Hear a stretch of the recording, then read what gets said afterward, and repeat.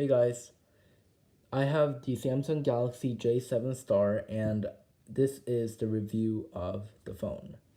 Now this phone has competitors like the LG Stylo 4, the Motorola E5, and its own Galaxy J7 Prime. Now this is the Star, and to run down the specs really quickly, this has a 5.5-inch display, 720p display.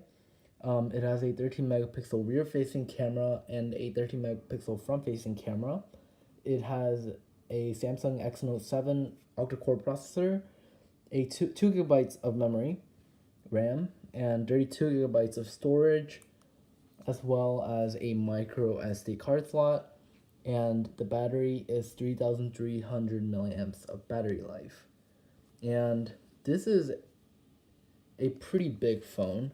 It is a 5.5-inch phone that in today's standards is considered to be pretty small, especially for a flagship phone.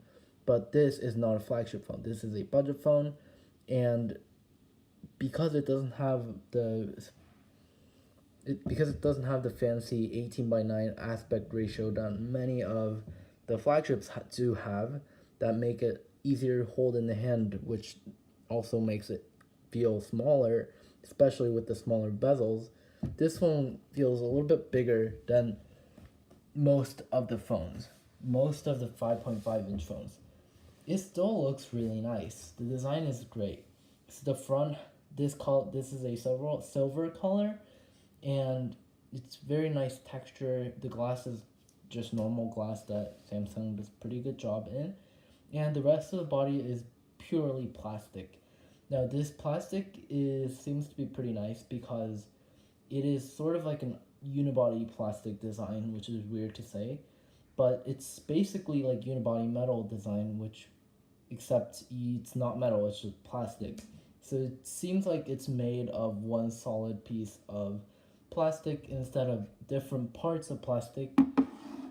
For example, I have a Galaxy J3 here, and this is composed of different pieces of plastic.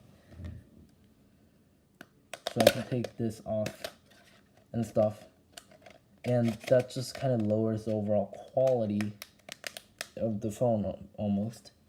But whereas the J7 Star is made of a single piece of aluminum, so that makes it not only look really clean, but it feels pretty nice and solid in the hand.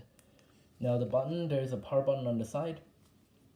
There's 2 volume buttons on the left side, and there's the speaker on the side, which is a pretty awkward position in my opinion, but at least it does not cover, at least you're less likely to cover it when you're playing a game or when you're watching a YouTube video when you're holding your phone like this. There is a 13 megapixel camera in the front and in the back, and it's pretty good. So to give you an example, the camera launches surprisingly quickly, and it also has Bixby vision, which is like sort of like Google Lens, where it kind of identifies what objects that are in front of you, and it kind of but it's Bixby, not a lot of people use it, but it's something cool to have at least. The camera quality is pretty good, 13 megapixel, it's not bad.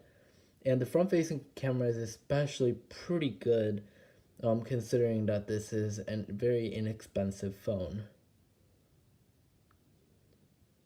So that's the quality. And I'm gonna exit out of there.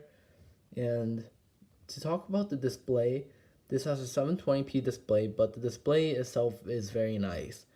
It's crisp, it's pretty crisp. It's a very responsive, good colors and pretty good viewing angles as well. It is a pretty typical display, but I would say that it's pretty good, better than most displays at this price point. The software, however, isn't the greatest. It's not my favorite, at least.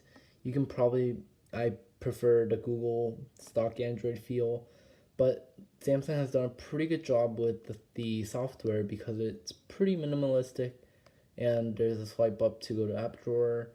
There is obviously notification drop down, and also there are physical home buttons with their recent app button on the left and the back button on the right, which is annoying if you switch phones a lot because Samsung always inverts those.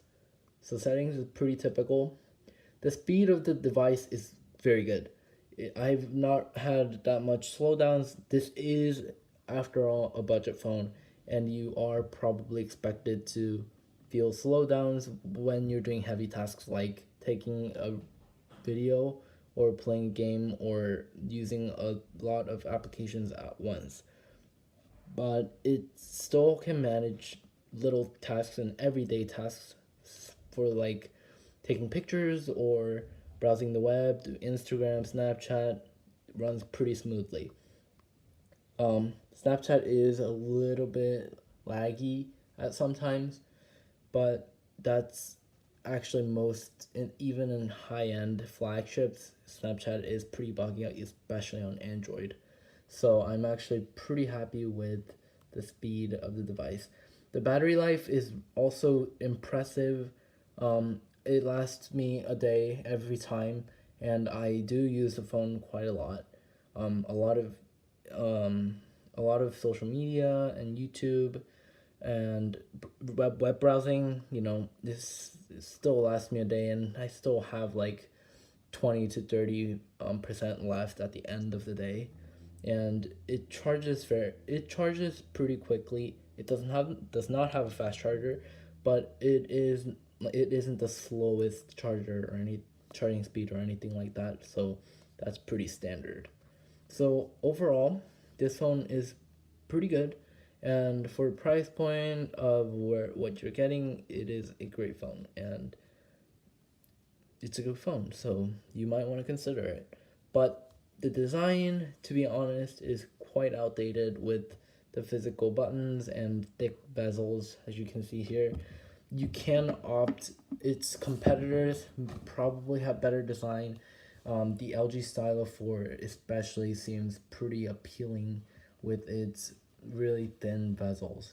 This one seems quite outdated, but overall Samsung did a good job with just the overall hardware and software and this kind of really nice looking and feeling plastic build. So that's it, and I hope you guys enjoyed the video, and please subscribe and please give it a like, and thank you.